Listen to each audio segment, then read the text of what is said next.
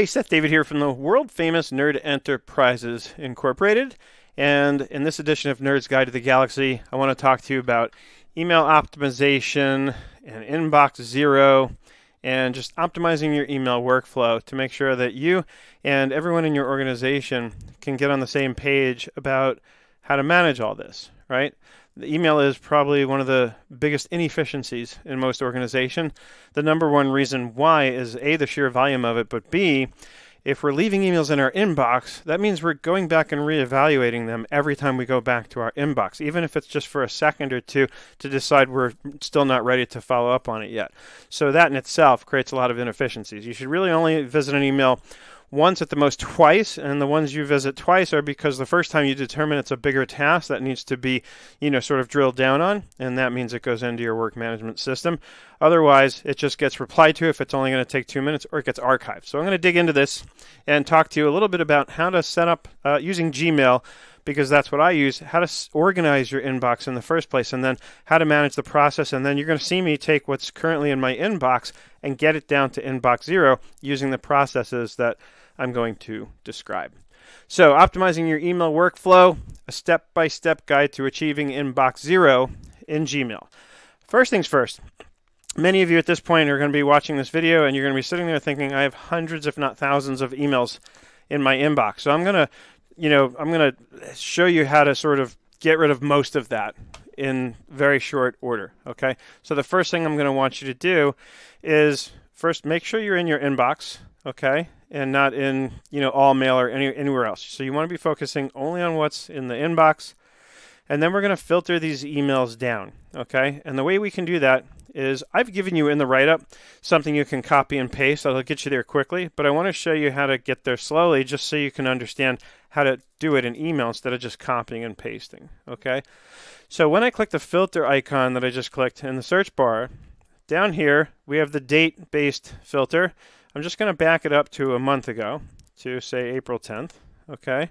And over here under search, I want to search only in the inbox, okay? Now, initially that's not going to get me the result I want, but it's going to get me close. So when I confirm, notice here what it puts into the search box is the sort of longer form of the search criteria. So we're in the inbox after April 9th, before April 12th. That's not that helpful, so I'm just going to get rid of the after part. I just want everything from before April 12th, which was about a month ago.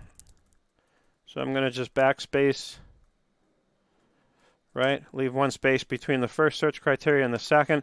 And because notice, how it's structured, okay? And then, of course, you can update this date according to wherever you are in the timeline of life. And sure enough, when I, confirm that search, of course, I have no messages older than 30 days old because I keep my inbox clean on just about a daily basis, okay? What you can also do is you can actually, if you look closely at the URL, it's got the search criteria built in there, but it's going to keep it static to that day. So if you want to bookmark this somewhere, you can. You'll just need to then manually update. It'll render with this in here. You'll need to manually update the date each time you do that, right? But it'll save you time. Or do like I did in the write-up and just put the basic, search criteria there. You can just copy and paste it in after you update the date, okay? The next thing I want to show you is how my inbox is organized. Gmail gives you a number of ways that you can organize your inbox. It is not the way that I've got it by default. So if you haven't taken the time to organize your inbox, chances are you do not have it set up this way. This is called the priority inbox. So we're going to click the gear icon. We're going to click See All Settings. And then here under Inbox, we're going to make sure that we select priority type, inbox type priority inbox. Notice the other choices. And then here you have options as far as to how to organize it. I think this is the default, but if not, then make sure that you organize it this way. You want important and unread first, starred second, unread third, and then everything else fourth, right? And you can click this reset option to reset it back to the default. So I don't think this is the default, but this is definitely the way I would recommend you do it. I also probably should recommend strongly that you choose this option here as far as the inbox unread count. So it just makes it really clear how many you have unread out of what total number of emails there are in your inbox. It's just helpful to see that, as you'll see in a second. So back to my inbox, okay? Notice how it's organized, important and unread, Okay, I don't have anything in starred right now. I'll explain when and why, and basically why I don't use this that much anymore. And then here's unread, and then further down, I have everything else. Now, you'll see if you look here, I'm recording this on May 10th of 2023. I do have some emails that go back beyond 30 days. I was leaving them in there because I knew I was going to want to get back to them soon.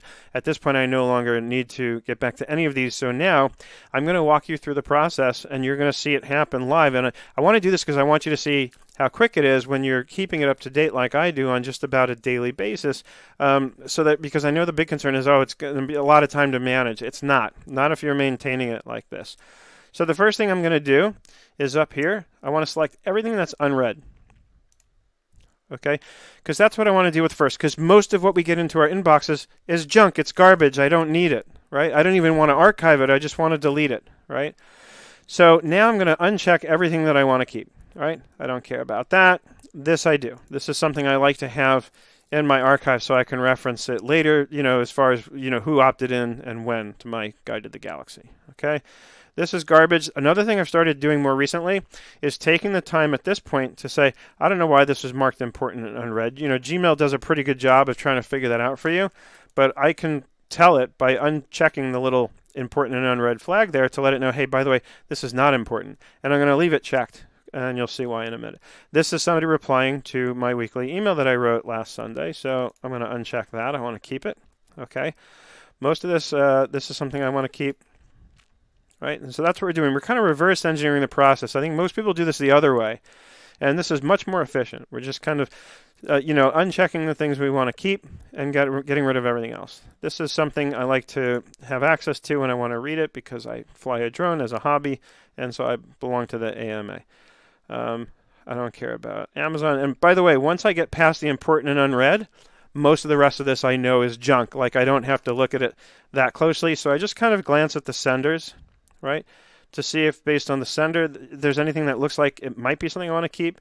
And if something does catch my eye, then I'll glance over at the subject to confirm for sure if I need it. Like this note reminder, I do want, and I want to mark that important. That one I want to go up to the top. I definitely want reminders and Notion showing up at the top because those are, in fact, very important to me.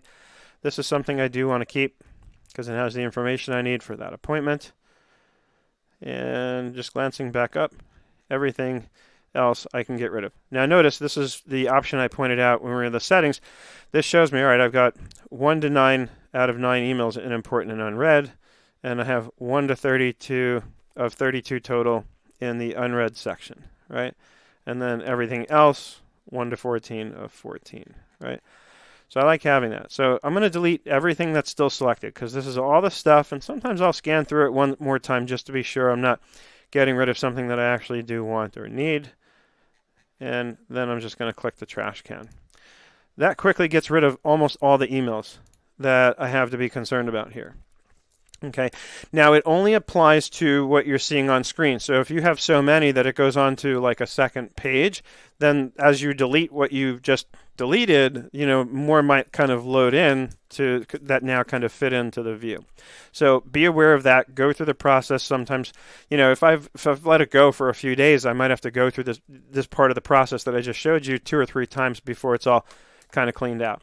Then I'm just going to work my way through, and at this point we're either going to reply if it's going to be 2 minutes or less, or archive if it's just something I want to be able to reference if and when I need it, or I'm going to defer, meaning I'm going to follow up with it later. Okay, so this kind of stuff, people opting in, I just want to archive it because it's something I like to be able to reference later. That comes in handy a lot when I'm searching. So if I get an inquiry from that person later on, and for whatever reason I'm curious about their whole kind of history with me, I love having the ability to drop their email address into the search, and I can kind of see the history and get a lot of context around, how long has this person kind of been on my planet, and so on. Okay, this is Toinette, who's replying to my email. She actually replies fairly regularly. So what I want to do with her is I'm not going to reply right away because these are ones that I definitely want to take my time and respond, sort of completely and thoroughly and intelligently.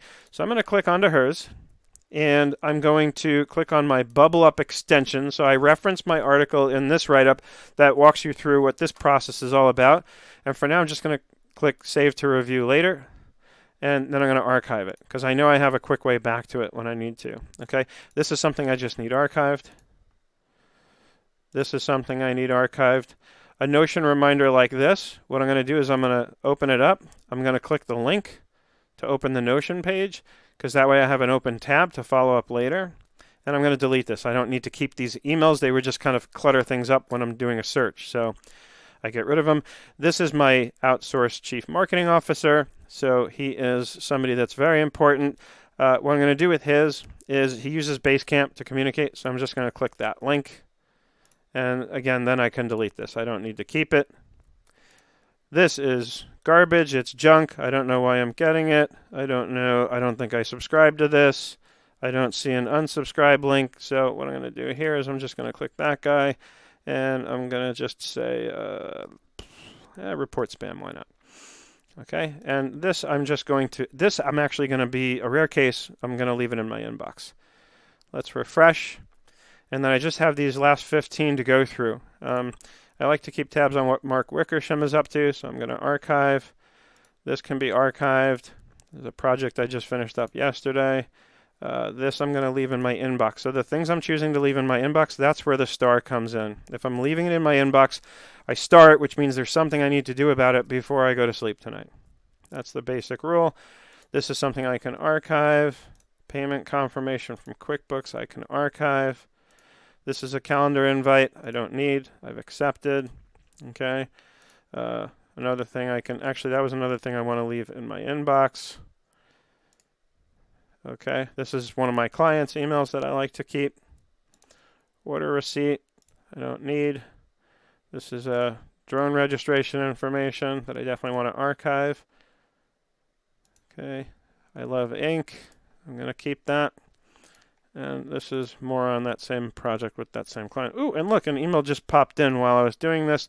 Let's delete that. That's somebody commenting on my post on LinkedIn, which is great. I can get back to it later. And this one I like to archive because these are good records for me. So I just have the 3 left that I want to follow up on. To truly get it to inbox 0, this would require a process that I don't want to waste your time going into, but basically this is something I want to get into Notion. This is same thing. These two are related. This is the reminder about my appointment with Annie that I have tomorrow, and this is something that I need to work on for somebody as kind of a high priority. So I'm going to leave those in the inbox, but you saw essentially how quickly I was able to get this all down, to basically nothing. 3 emails, and as I'm working, you can see more emails come in. So that is basically the process for how to get things down to inbox 0. Now, really important, there's individual productivity and then there's group level productivity. So if I'm in a larger organization and I'm the only one doing this, it's not going to help at the group level. So it's really important that everybody in the organization gets on the same page about the importance of getting to inbox 0 every single day, once a day. Now, what time of day you do it is probably not as important, but the main thing is you take, for example, let's say there is an email in there that I needed to work on and collaborate with others in my organization. So by forwarding it into my work management system, which for me would be Notion, I showed you I was saving them in Bubble Up, but from there I'm going to grab the link and put it in Notion. Notion just doesn't have a good way of forwarding emails in. If it did, that's what I would do.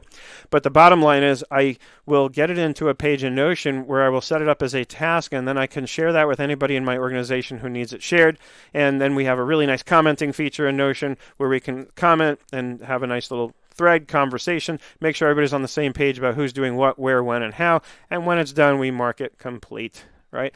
So I have a work management system that these emails are getting forwarded to where I can collaborate with my team on anything that needs to be done with anything that originated from an email that was in my inbox. And that's the deal, folks. It's important to do this on a group level to make sure that everybody's on the same page, because on the group level, if everybody's not doing this, then things are still going to get stifled. Things are still going to get slowed down, especially when it comes to the stuff that you all need to collaborate on. So that's my story, and I'm sticking to it. If you have any questions or takeaways that you'd like to share, please comment on the video if you're watching this on YouTube. Or I always put the link in YouTube for the to the article on Nerd's Guide to the Galaxy. So I'd love to have you come over there and write your comments, give me your takeaways, let me know what your thoughts are. As always, I hope you learned something here, had some fun along the way. I hope you're having an absolutely fantastic day, and I look forward to seeing you in the galaxy.